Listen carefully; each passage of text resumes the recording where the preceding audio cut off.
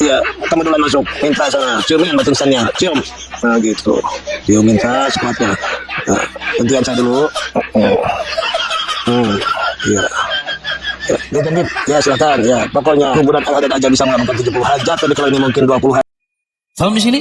Sehingga menunjukkan mengusap sesuatu, menyentuh sesuatu itu sesuatu yang harus dibangun dengannya dalil.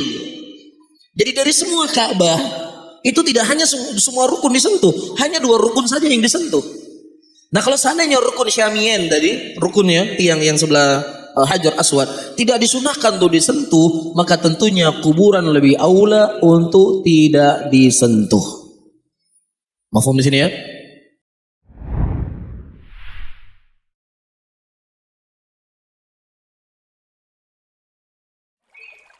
Insya Allah kita akan membahas hukum mengusap-ngusap kuburan atau mencium kuburan. Ya, kita sering melihat orang-orang ketika menziarahi kubur, dia mengecup kuburan atau dia mengusap-ngusap kuburan, bahkan tidak sedikit ada yang sampai sujud kepada kuburan. Apakah perbuatan seperti ini dibolehkan dan dibenarkan dalam pandangan Islam? Disebutkan di sini ittafaqa ulama'il muslimin ala annahu la yajuzu at-tamassuh bil qabri ayyu qabrin kan wala taqbiluhu wala tamriq al-khat alaih walau kana dhalika al-qabru min quburil anbiya awis salihin awil a'immatil matbu'in. Sepakat seluruh para ulama Islam tidak boleh seseorang mengusap-ngusap di kuburan, kuburan apapun dan kuburan siapapun, dan tidak boleh bagi dia mencium kuburan, dan juga tidak boleh dia menempelkan pipinya di kuburan. Ya, walaupun kuburan yang dia cium atau yang dia usap adalah kuburannya para nabi, ya, atau kuburannya orang-orang saleh, atau kuburannya imam-imam yang diikuti. Iya.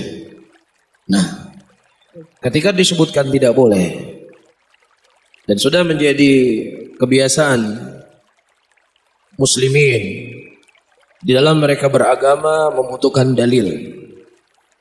Ketika seseorang hanya mengatakan boleh dan tidak boleh tanpa menyertakan dalil, ini namanya sekedar opini. Yang namanya opini boleh diterima dan boleh tidak diterima, kan begitu. Tapi ketika sebuah opini dibarengi dengan dalil, maka itu menjadi hujjah. Iya. Di antara dalil yang menunjukkan bahwasanya itu adalah perbuatan yang terlarang, anna hadzal amal lam yu'mar bihi Allahu wala rasuluhu walam yaf'alhu ahadun minal a'immatil muslimin wa ulama'ihim bal huwa minal bid'i al-muhdatsah al-munkarah allati lam takun fil qurunil mufaddalah. Yang pertama, amalan ini amalan yang tidak pernah diperintahkan oleh Allah dan tidak pernah diperintahkan oleh Rasul, dan juga tidak dilakukan seorang pun dari imam-imam muslimin dan ulama-ulama mereka. Bahkan ini merupakan perbuatan yang baru, yang mungkar, yang tidak pernah terjadi di qurun al-mufaddalah, generasi yang mulia. Ya, siapa itu generasi yang mulia? Generasi yang mulia adalah generasinya Rasulullah dan sahabatnya, generasi tabi'in dan generasi tabi'ut tabi'in, atau dikenal dengan istilah generasi salaf. Dan Rasulullah sallallahu alaihi wasallam menyebutkan di dalam hadisnya, khairun qurun qarni thumma alladhina yalunahum thumma alladhina yalunahum. Sebaik-baik generasi adalah generasiku, kemudian setelahnya, dan kemudian setelahnya.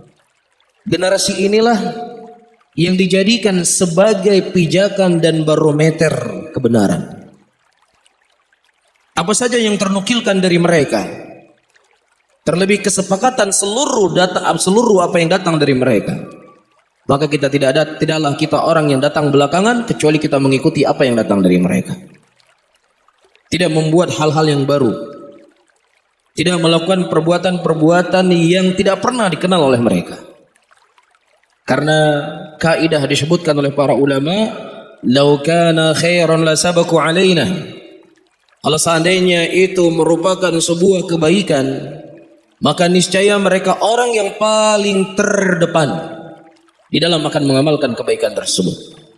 Iya.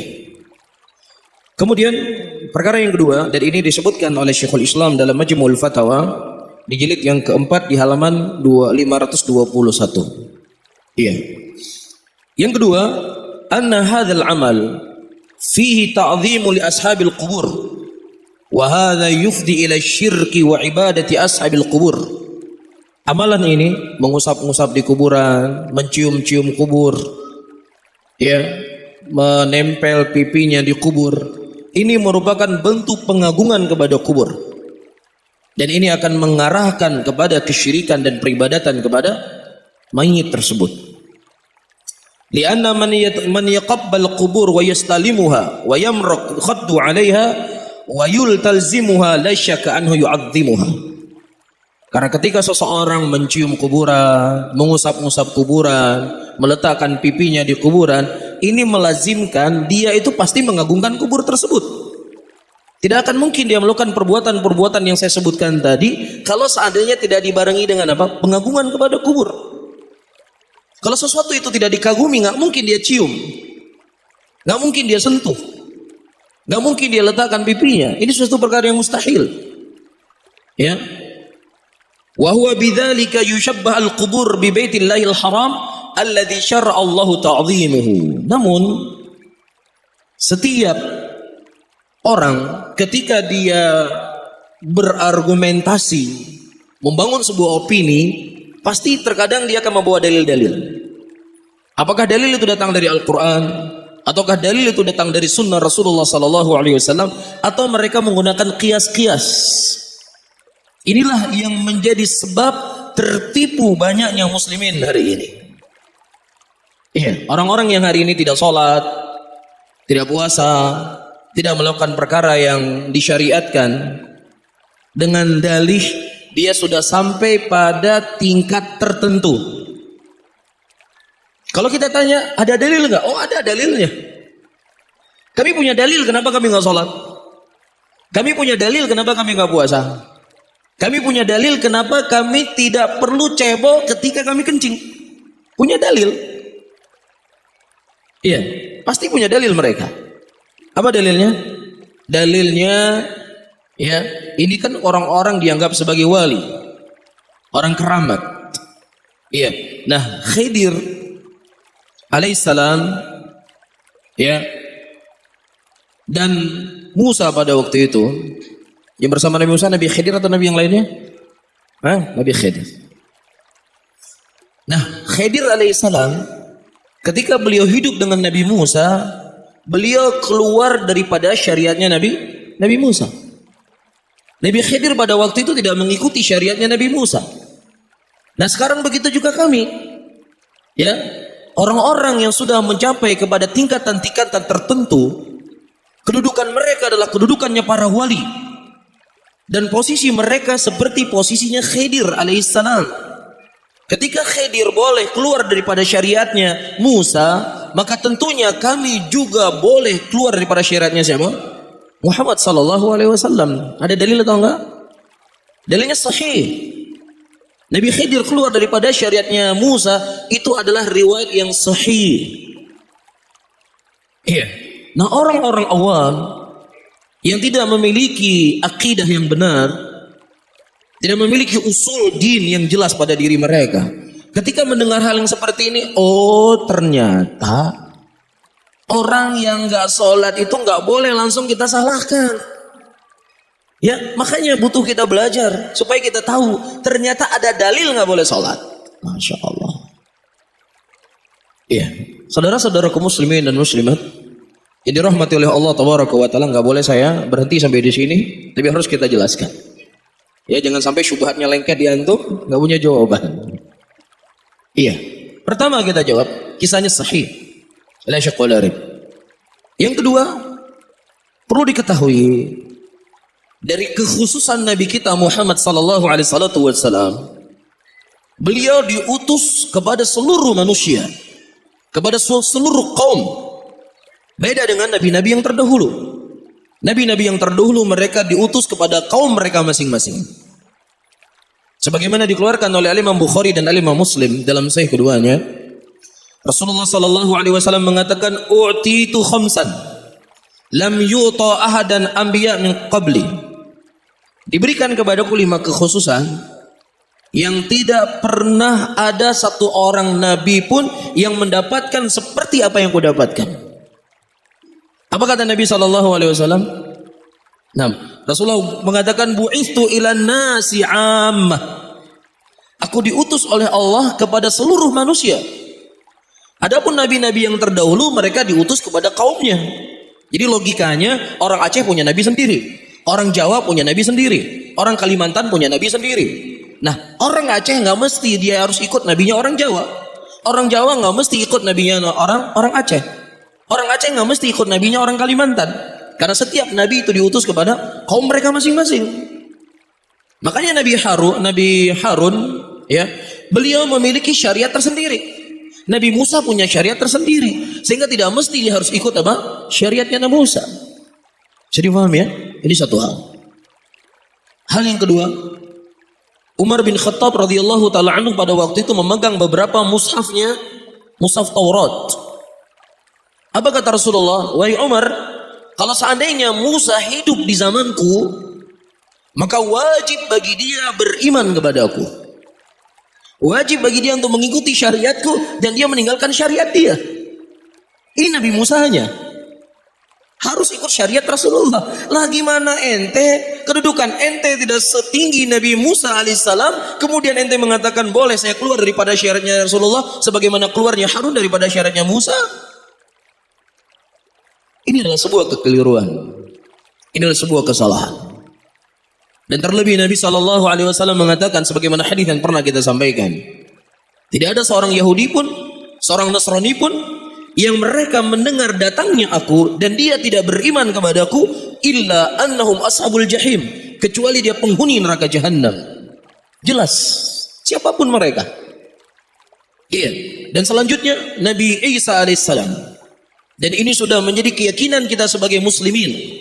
Nabi Isa alaihissalam nanti di akhir zaman akan diturunkan ke muka bumi ini. Apakah Nabi Isa membawa syariatnya sendiri? Atau dia akan mengikuti syariatnya Rasulullah? Dia akan mengikuti syariatnya Rasulullah. Nabi Isa ini Nabi ulul azmi minar rasul. Sebagaimana Nabi Musa juga ulul azmi minar rasul. Tetapi ketika beliau hidup di zaman nanti di akhir zaman, harus ikut dengan syariat Rasulullah. Gak membawa syariat dia sendiri. Nah bagaimana ente kemudian keluar daripada syariat Rasulullah? Sehingga disebutkan oleh Syekhul Islam Muhammad At-Tamimi rahimahullah dalam kitab Nawaqidul Islam, dari pembatal keislaman yaitu seseorang berkeyakinan bolehnya seseorang keluar daripada syariatnya Rasulullah sebagaimana keluarnya Harun dari syariatnya Musa, maka ini adalah murtad kalau dia seorang muslim punya keyakinan yang seperti ini. Jadi sangat berbahaya. Ya, sesuatu yang jelas kekufurannya, yang jelas penyimpangannya, tetapi mereka masih bisa berargumentasi. Mereka masih punya hujjah, masih punya dalil. Oleh karena itu disebutkan oleh Syekh dalam kitab Kashfu Syubhat, ihdaru, hati-hati. Orang-orang yang mereka berpegang di atas sunnah, mengerti tauhid, mengerti akidah. Kemudian dia tidak dikenali oleh Allah dengan tauhid, tidak membekali dirinya dengan ilmu yang kuat, dikhawatirkan dia akan diterkam oleh orang-orang yang mereka menyebarkan kekufuran, kesyirikan, penyimpangan, karena masing-masing mereka punya dalil dan hujjah. Jelas ya? Jadi mereka nggak membawa, kami nggak sholat ini, apa dalilnya? Dalam Injil berkata demikian, enggak. Ya, dikatakan oleh Aristoteles, dia nggak menukilkan ucapan dari Aristoteles, dia akan membawakan ayat Al-Quran, hadis Rasulullah Sallallahu Alaihi Wasallam. Jadi paham ya? Baik. Kemudian, ayyuhal ikhwah rahimani wa rahimakumullah. Nah, mereka itu punya dalil. Dalilnya apa? Dalil mereka mengusap-ngusap, ya, mengagungkan kuburan. Itu seperti kita mengagungkan Ka'bah. Ka'bah ini kan makhluknya Allah. Itu tempat yang mulia. Nah, kuburan-kuburan ini juga makhluk Allah. Mereka juga orang yang dimuliakan oleh Allah. Jadi ketika kita boleh mengagungkan Ka'bah, kenapa kita nggak boleh mengagungkan kubur? Ini kan sulit ini kalau kita mendengarnya. Iya, dari Ka'bah yang harus kita muliakan adalah Hajar Aswad. Kita disunahkan mencium Hajar Aswad. Iya, nah apa salahnya kami mencium kubur? Seperti kami mencium Hajar Aswad. Apa salahnya kami mengusap kubur seperti kami mengusap Hajar Aswad? Bisa difahami ya? Kita akan membaca bagaimana Syekhul Islam rahimahullah membantah hujjah mereka ini. Iya, kata Syekhul Islam rahimahullah sebagaimana dalam kitab Iqtida' Shiratal Mustaqim di jilid yang kedua di halaman 657, kata beliau, "Wa rubbama qisat ala ma syara Allah ta'dhimahu min baitihi al-mahjuj wal hajarul aswad alladhi syara Allah istilamuhu wa takbilahu ka'annahu yaminuhu wal masajid allati hiya buyutuhu wa innama ubidatu syajar wasyamsu wal qamar bil maqayis wa bimithli hadhihi syubahat hasala syirku fi ahli al-ard." Kata beliau, terkadang ya seseorang menggunakan kias-kias kepada suatu perkara yang itu adalah ada asal dari syariat Allah Subhanahu wa taala, dari mengagungkan rumahnya Allah Ka'bah, dan juga dari memuliakan Hajar Aswad, yang dimana kita disyariatkan, disunahkan untuk mengusap Hajar Aswad ataukah mencium Hajar Aswad. Ya, ini yang saya sebutkan tadi. Wal masajid allati yabuyutuhu, dan rumah-rumah Allah yang itu merupakan masjid-masjid yang itu merupakan rumah-rumahnya Allah. Wa inna ma ubidat, perlu diketahui ya, kenapa pohon, matahari, bulan itu disembah selain Allah Subhanahu wa taala? Karena dengan kias, salah dalam meletakkan kias. Mendengar hadis dari Nabi sallallahu alaihi wasallam bahwasanya bebatuan dan kayu-kayu itu bertasbih kepada Allah, dia mensucikan Allah. Dia makhluk yang tidak punya dosa, dia makhluk yang tidak punya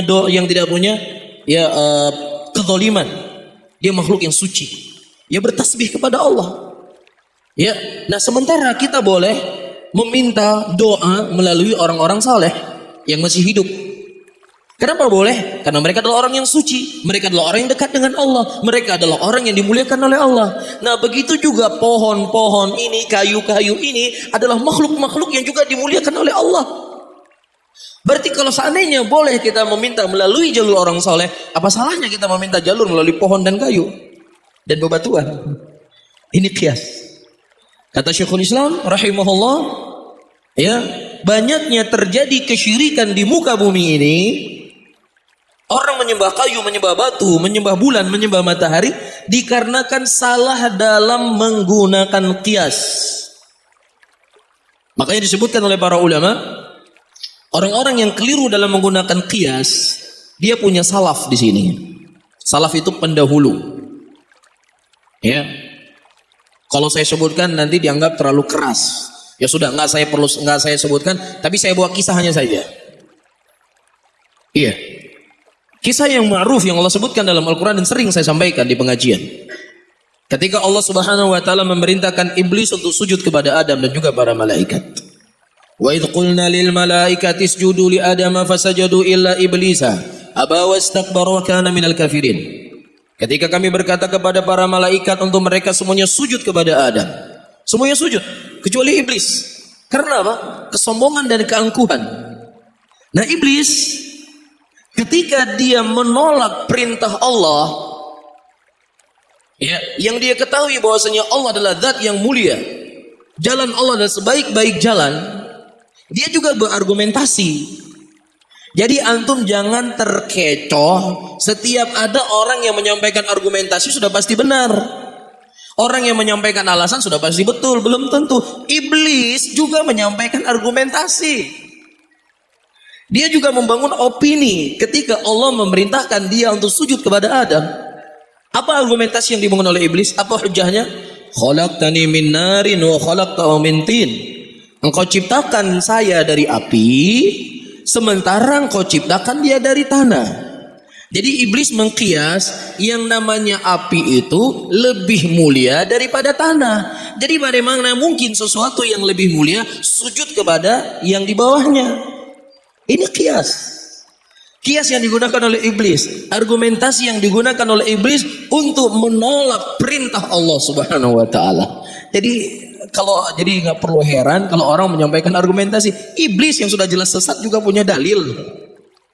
Jelas ya? Iblis sudah jelas sesatnya punya dalil.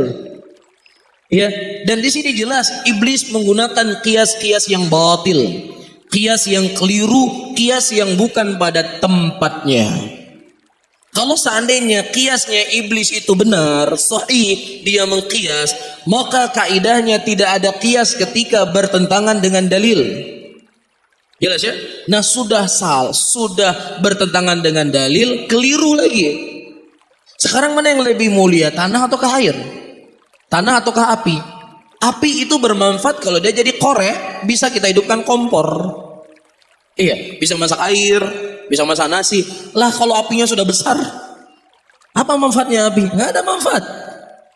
Tapi kalau tanah, di situ dia bisa bercocok tanam, di situ dia bisa bangun rumah, di situ tumbuh-tumbuhan, di tanah keluar air, dalam tanah ada emas, ada tembaga, dari tanah juga ada api. Paham ya? Jadi mana yang lebih mulia, tanah atau api? Mana yang lebih bagus? Tanah atau api? Jelas tanah lebih bagus. Manfaatnya lebih banyak, maslahatnya lebih besar dibandingkan dengan api.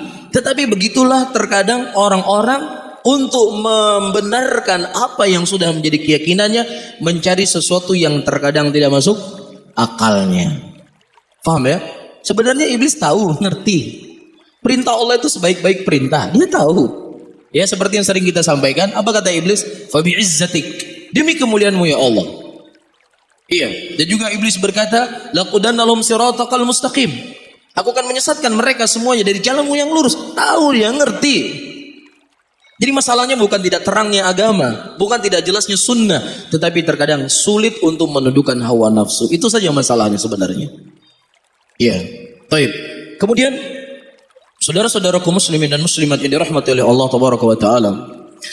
Perkara yang kedua disebutkan di sini, wali annahu idza lam yustab istilamur ruknain asyamiyain min arkanil ka'bah likaunihi lam yasun ma istihbabil istilam ruknain al-akhirain fa innahu la yustab masal qubur min babil aula. Perhatikan baik-baik. Ka'bah itu kan ada 4 sudut. Iya, ada sudut yang namanya ada sudut Hajar Aswad.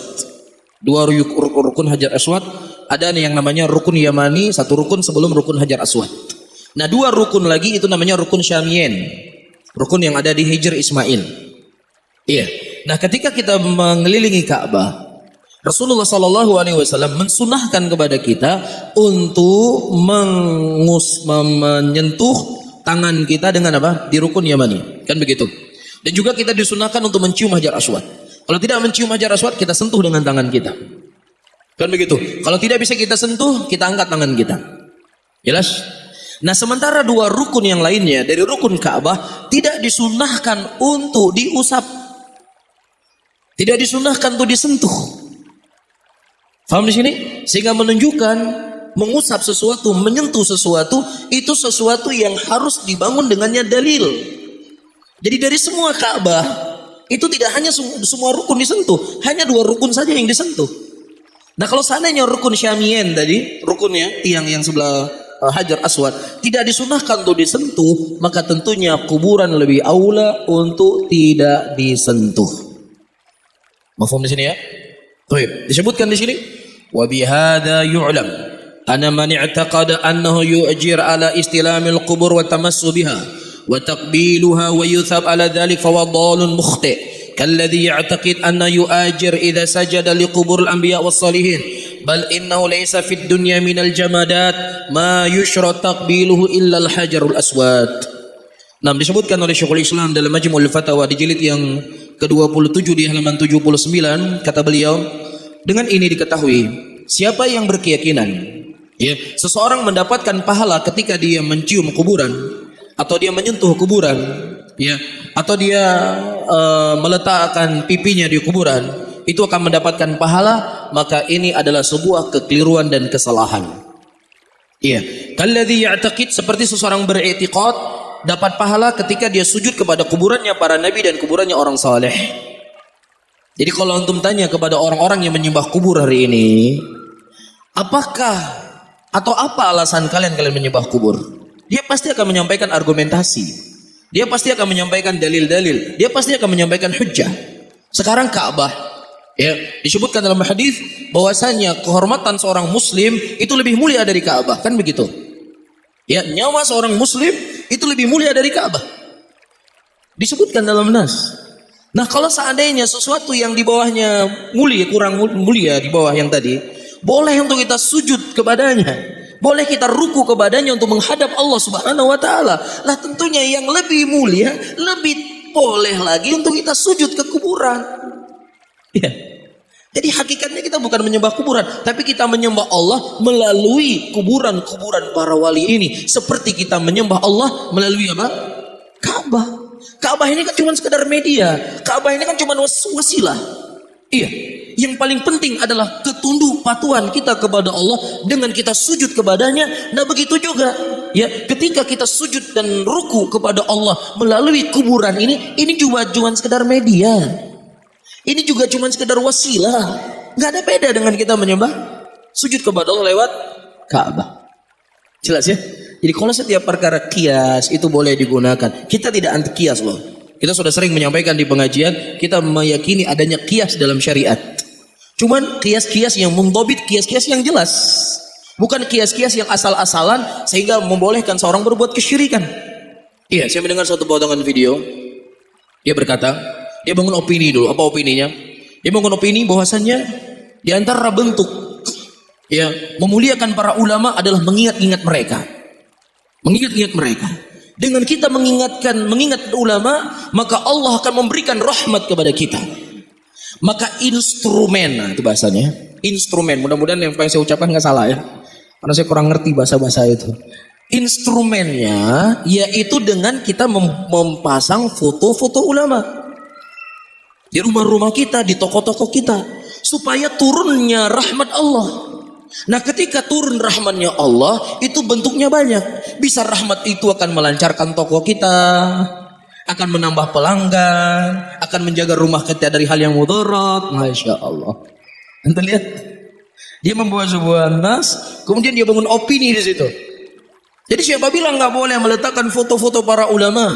Mereka itu membawa rahmat. Di antara bentuk rahmat lakunya toko kita.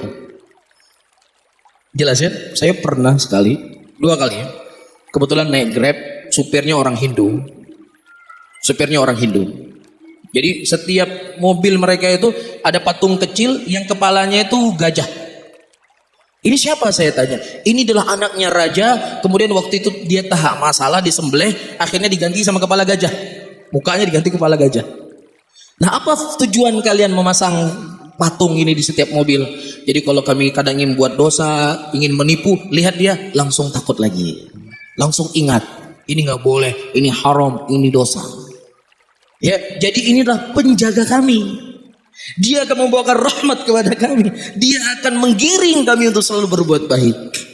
Fama asbaha alaila bil bariham. Begitu sama malam ini dengan malam yang lalu. Kan begitu. Sama nggak kira-kira? Semoga Allah memberikan hidayah kepada kita dan kepada mereka. Dan semoga Allah mengampuni dosa-dosa kita dan dosa-dosa mereka. Amin ya rabbal alamin. Kebetulan. Assalamualaikum warahmatullahi wabarakatuh. Sampai jumpa kembali di World Islam Channel.